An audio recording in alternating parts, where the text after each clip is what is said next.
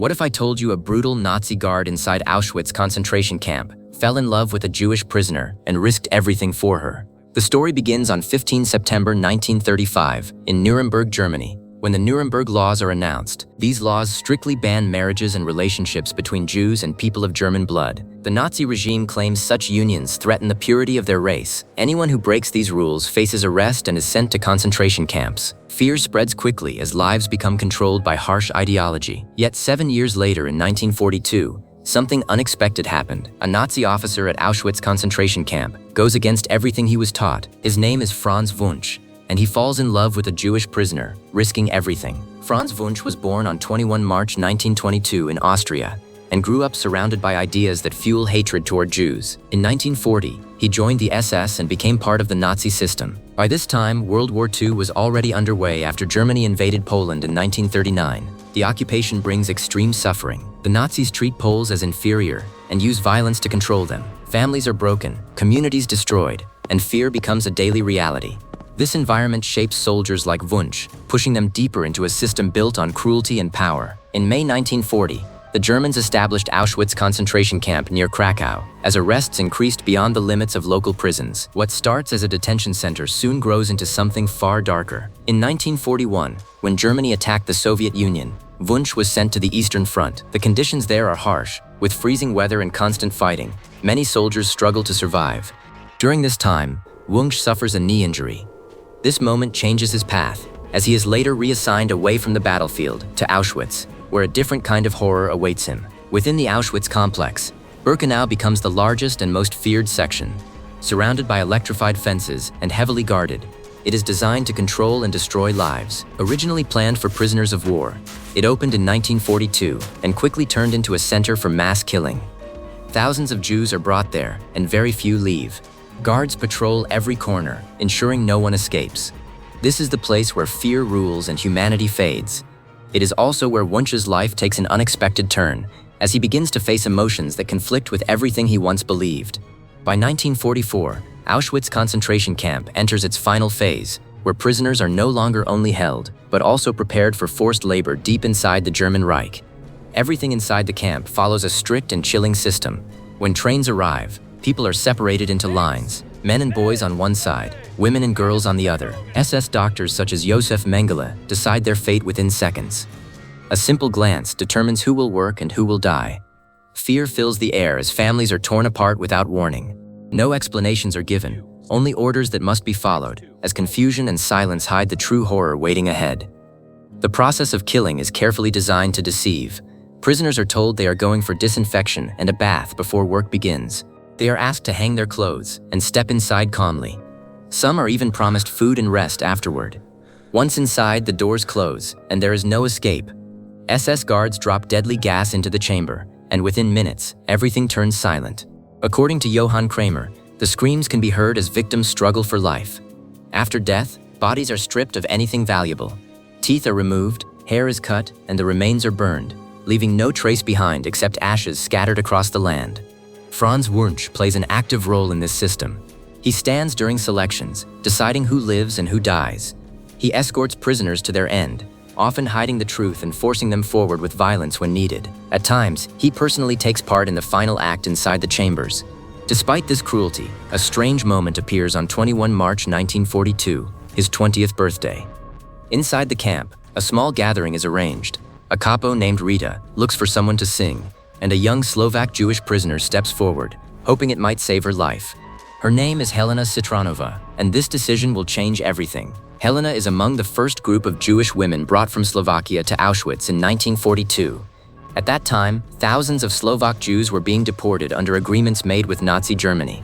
Camps are used to gather them before sending them away. The policy is supported by leaders such as Wojtek Tuka, who plays a key role in these deportations. Most of those sent never return. Only a few survive, while the rest are killed in camps across occupied Poland.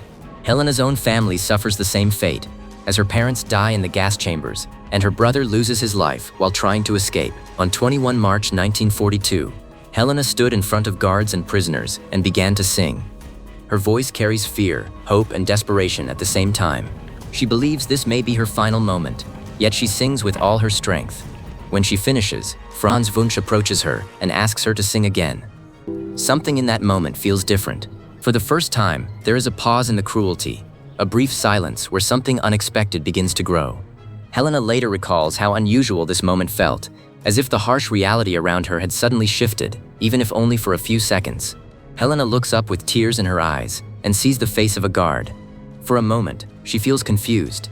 She had always imagined a killer to have cold and empty eyes, yet what she sees feels different.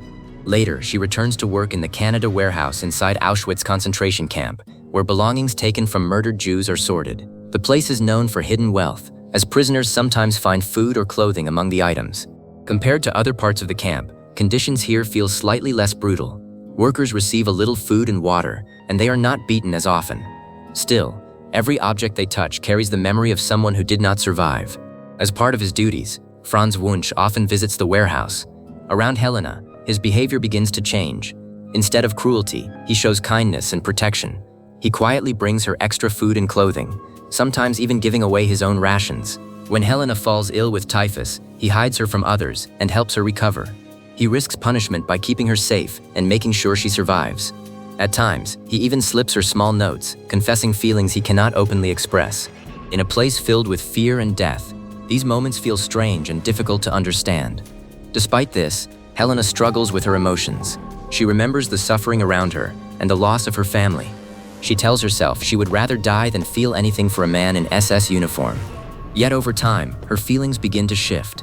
A turning point comes when she hears that her sister has arrived at the camp with her children. Panic takes over as she fears they will be sent to their deaths. Without thinking, she runs toward the crematorium, desperate and ready to face the same fate as her family. At the crematorium, chaos surrounds her as selections are taking place under the watch of Josef Mengele. Helena begs to stay with her sister, refusing to leave. At that moment, Wunsch arrives. To others, it looks like he is punishing her for breaking the rules. He strikes her to maintain the appearance of authority, but quietly asks for her sister's name. Helena answers through fear and pain, knowing time is running out. Wunsch quickly realizes the danger, especially because children are rarely allowed to live. Without hesitation, he rushes forward, determined to find her sister before it is too late. Wunsch manages to save Rozhika by claiming she works under his supervision in the Canada warehouse, but he cannot save her children. They are taken away and killed in the gas chambers. This moment leaves a deep scar on Helena, as survival in the camp often comes with painful loss. Even when someone is saved, others are taken. Inside Auschwitz concentration camp, there is no true safety. Every decision carries a cost, and every moment feels uncertain. For Helena, this becomes a harsh reminder that even the small acts of mercy cannot undo the system of destruction surrounding them. Despite everything, the bond between Helena and Franz Wunsch continues in secret.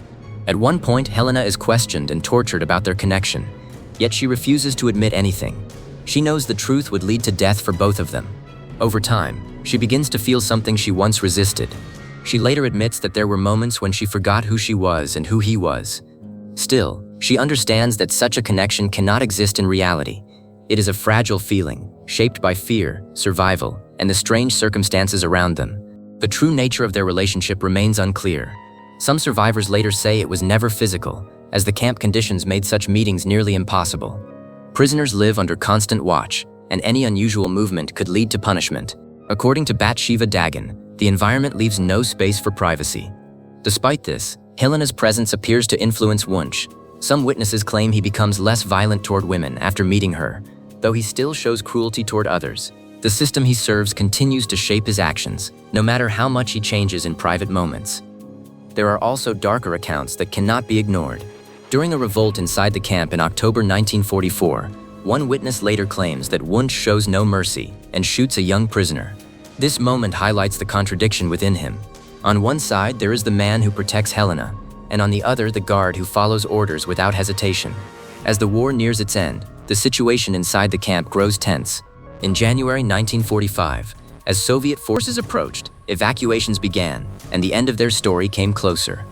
Before the final separation, Wunsch speaks to Helena one last time. He tells her to survive and admits his feelings openly. They share a final moment before going their separate ways. On 27 January 1945, Soviet forces liberated Auschwitz concentration camp, freeing thousands of prisoners. Helena is among those who survive. After this, their paths completely divide.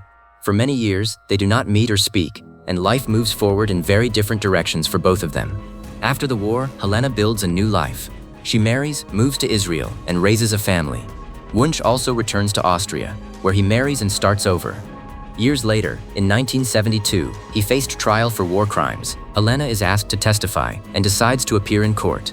She speaks about the help he gave her, but does not deny the crimes she witnessed. Her words are calm, yet heavy with memory. When the topic of her sister's children comes up, she cannot continue. The pain remains too strong, even after so many years. Despite serious accusations, the court does not convict Wunsch. The judge acknowledges strong evidence, yet he is acquitted. After this moment, Helena and Wunsch never meet again. Life moves on, but their story remains tied to one of the darkest periods in history. Helena lived until 2007, while Wunsch died in 2009.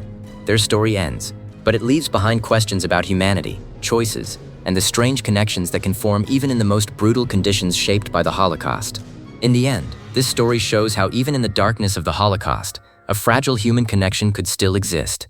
Helena survived, Franz lived with his past, and they never met again.